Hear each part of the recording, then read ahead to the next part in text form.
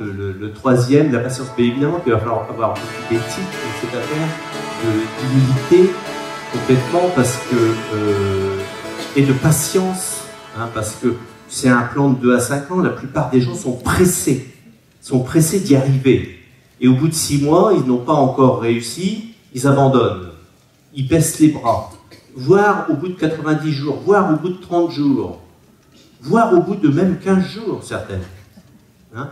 Donc là, il va falloir, pour éviter ça, il va falloir les éduquer et leur donner un plan au moins d'1 année. Il va falloir prendre un deal au démarrage avec eux. Je dis, tu démarres cette affaire, tu es enthousiaste, etc. Mais j'aimerais qu'on signe un papier entre nous, enfin, ou en verbal, hein, si vous le voulez. J'aimerais que tu découvres cette affaire, mais donne-toi un an pour la découvrir. Parce que je conçois qu'il faut à peu près une petite année pour découvrir les grandes bases de ce métier. Et encore, on ne fait que démarrer, évidemment. Donc il va falloir être patient. L'humilité, évidemment, qu'il va falloir ne pas écraser les personnes en leur expliquant pendant des heures comment tout ça fonctionne et de leur balancer notre science sur les ions négatifs alors qu'ils ne comprennent rien et on les fait fuir parfois. On a besoin de les écouter aussi. Quelle autre qualité?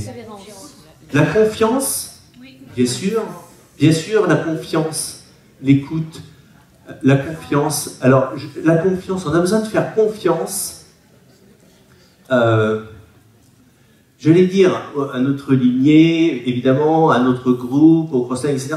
Mais on a besoin de donner notre confiance aux personnes, en fait. Vous savez, plus vous donnez votre confiance, ça s'amuse, Elodie. Plus vous donnez votre confiance, et plus ils vont vous la rendre. Hein? Ça, c'est un échange, en fait. On a besoin, vous savez, on a tous ces qualités en nous. Il n'y a plus qu'à les développer. On a tous ces qualités en nous. Et nous, dans Nickel, c'est un terreau qui permet tout simplement de les développer, mais facilement. Parce que ce plan de marketing, je vous le rappelle, on crée son succès avec le succès des autres. Si j'amène 3, 4, 5 à avoir beaucoup de succès, j'aurai du succès moi-même.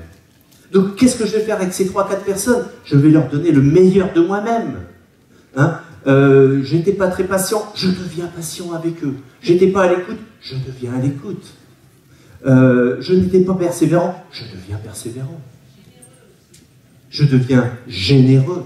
Vous voyez ce que je veux dire? Le plan de marketing utilise nos bonnes valeurs, nos qualités, les développe. C'est absolument génial. Hein, c'est ça, ce plan de marketing. Vous savez, on démarre avec un plan. Alors la confiance, la générosité, la croyance, de l'optimisme. La croyance. Hein, évidemment qu'on a besoin de croire aux personnes, on a besoin de croire en soi. On a besoin de... évidemment, si tu ne crois pas, il y a quelque chose qui ne va pas. On a besoin de devenir croyant. Quand je dis croyant, hein, on se comprend. Mais vous pouvez avoir votre religion, il y a au contraire. Mais on a besoin vraiment de croire aux personnes. Avoir de l'humour, mais évidemment qu'il faut avoir de l'humour. Hein. C'est quand même plus facile à bâtir. Il faut s'amuser énormément dans cette affaire. Il faut s'éclater. Hein, parce que sinon c'est triste. De l'audace. Hein. Oui, de l'audace. Mais l'audace deviendra facile si on a un rêve. En fait, le rêve permet de développer cette façon d'être audacieuse avec les gens, puisqu'on va les appeler plus facilement. Si on n'osait pas inviter telle ou telle personne parce qu'on pensait qu'il était 2 têtes au-dessus de nous, socialement, ou ce que vous voulez, eh bien, grâce à ce type d'affaires où on a vraiment la foi, ben on va oser les appeler. Il faut être rêveur. Évidemment, c'est ce que je disais à ma banquière la dernière fois. Alors, je lui parlais de mon affaire et j'aimerais vous emmener dans un autre monde. Oh là là, elle était dans un état. Et j'adorais ça. Alors, et oui, parce que, en fait, je lui disais simplement la vérité. Je voulais l'emmener dans un autre monde. Parce que elle était... J'ai on peut... Ah, je dis, ah, quand même, ouais, vous êtes quand même cloisonné un petit peu ici. Hein. Elle dit, bah oui, quand même. Hein. Je dis, donc, moi, c'est dans un autre monde que j'aimerais vous emmener. Mais je pense qu'on a besoin d'être relax, même avec son banquier, sa banquière, etc., ou qui que ce soit. Hein. Honnête, sociable. Sociable, Authentique, être soi-même, respecter les autres, absolument enthousiaste, évidemment, qu'il faut avoir cet enthousiasme. Hein, le respect, respecter, on doit respecter. De toute façon, c'est une valeur qui doit être développée tout le temps. Respecter les gens d'une façon générale, évidemment, parce que ça ne marche pas sinon. Ça ne marche pas. Vous savez, quand on développe ça avec les personnes, ils adorent qu'on les respecte, les gens. Ils adorent qu'on soit poli avec eux. Ils adorent qu'on les accueille. Ils adorent qu'on leur dise bonjour, simplement. Ils adorent qu'on leur pose des questions. Ils adorent qu'on les écoute. C'est ça le respect. C'est tellement plus facile. Curieux? Ah oui. Oui. C'est bien sûr, on peut être curieux également, curieux de tout finalement, hein, d'avoir l'esprit ouvert tout le temps. Évidemment qu'on a besoin d'être curieux, hein. On a besoin de comprendre tout ce qui se passe autour de nous. Hein. Quoi d'autre? Le partage. Aimer partager. Aimer partager, le partage, l'ambition. Hein. C'est aussi une qualité. Hein. La bienveillance. Ça, c'est bien. Hein. Donc, bienveillant, ça se rapproche du respect des autres, etc. Vous voyez, c'est intéressant, parce que tout ça, toutes ces valeurs, toutes ces qualités enseignables. Tiens, on vient de m'écrire là. Ah, ça, c'est bien. C'est bien de l'avoir dit, parce que c'est vrai qu'on a besoin d'être enseignable. Nous, quand on démarre dans cette affaire, on a un upline. Et cet upline, il aimerait qu'on soit enseignable un peu plus, tout le temps. Hein. Et c'est vrai que c'est compliqué. Enseignable, vous savez, on a besoin vraiment d'écouter ceux qui nous précèdent, ceux qui avancent, ceux qui ont du succès, ceux qui sont en train de développer un certain style de vie, qui ont déjà une liberté financière, qui avancent. En fait, ils sont en train de vous donner tout ce que vous voulez pour bâtir tout ce qu'il faut pour bâtir son affaire, son succès. Donc souvent, on dit, ouais, mais moi, non, je vais faire à ma façon. Non. Bon. Et tout. Il y a des personnes qui fonctionnent comme ça, ils disent, non, non, attends, moi j'ai le bac plus 5, j'ai un doctorat en truc, etc., etc. Attends, je connais la musique, hein. Moi, je suis commercial. Je suis commercial, je suis un excellent vendeur. Attends, c'est pas toi qui vas m'apprendre, qui n'as jamais été dans le domaine de la vente. Vous allez avoir des personnes qui vont être comme ça dans d'autres pays. Peut-être qu'ici, il y a des personnes qui fonctionnent encore un peu comme ça. C'est un métier. On doit l'apprendre. Il y a un système de formation.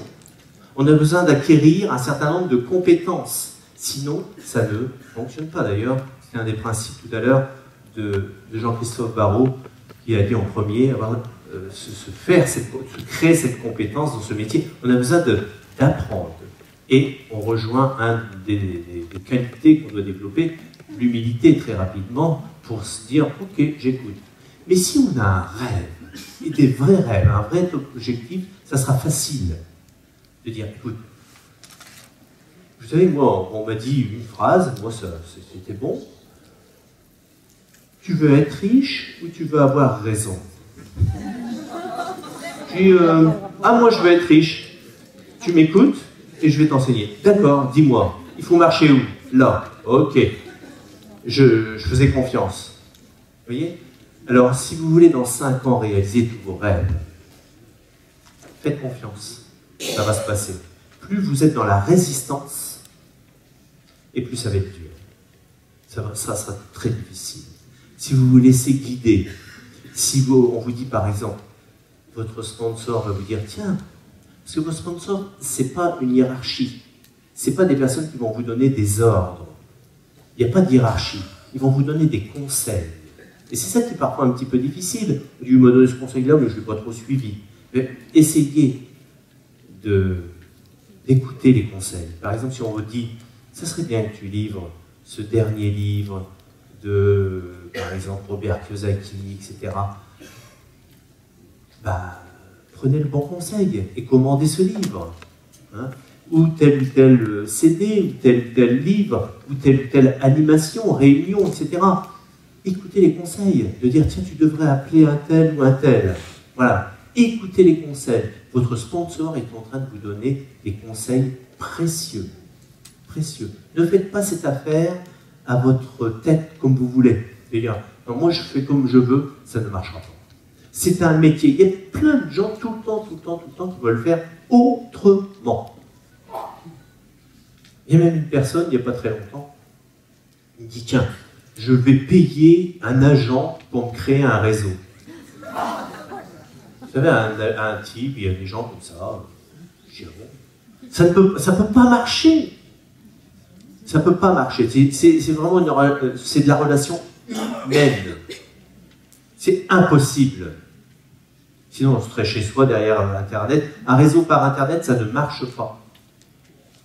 Tous les gens qui vous disent par Internet, tous les affaires à droite, vous avez à peu près une affaire tous les jours de marketing de réseau qui sort, et il y en a une qui dépose le bilan tous les jours aussi, hein, à peu près.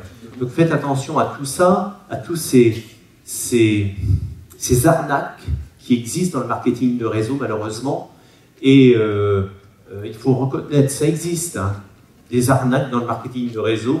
Il y en a qui salissent notre métier, qui est noble, et il y en a qui s'amusent à le salir en faisant n'importe quoi et en utilisant des gens, en leur disant qu'ils vont gagner beaucoup d'argent, et puis finalement, sans bouger de chez vous.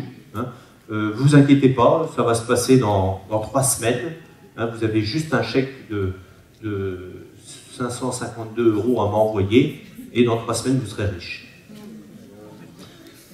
Attention, hein, si votre entreprise n'a pas plus de 10 ans, ne la regardez même pas. Même pas. Ne vous intéressez pas à une entreprise qui n'a pas 10 ans. Il y a suffisamment d'entreprises aujourd'hui, costauds, hein, qui sont à la fédération, comme par exemple Niken, qui sont reconnus dans toutes les fédérations européennes, mondiales, etc., et même en France. Et donc c'est bon, hein, vous avez votre entreprise.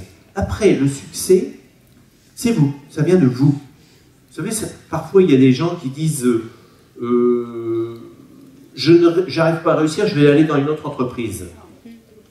Mais ils ont les mêmes problèmes.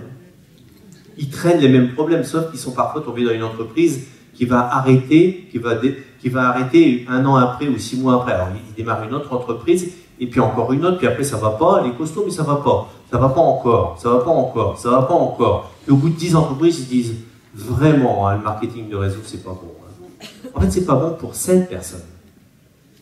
Pour 7 personnes. C'est pas le marketing de réseau qui n'est pas bon. On a les preuves, ça fonctionne. C'est bon. Hein. Mais quand on s'installe, surtout dans une entreprise, c'est OK. Moi, j'ai jamais remis en question l'entreprise. J'ai jamais remis en question les produits. J'ai jamais remis en question mon upline. J'ai jamais remis en question qui que ce soit. Quand c'était dur dans mon affaire, mais c'était moi qui le rendais dur et difficile. Et quand c'était facile dans mon affaire, mais c'est moi qui la rendais facile, mon affaire. Tout est là, tout est en soi. Et évidemment, on crée son succès, mais on crée aussi son échec. D'accord? Donc on a besoin de penser à tout ça. On a besoin de penser à tout ça. Mais vous savez, c'est une question de décision rapide.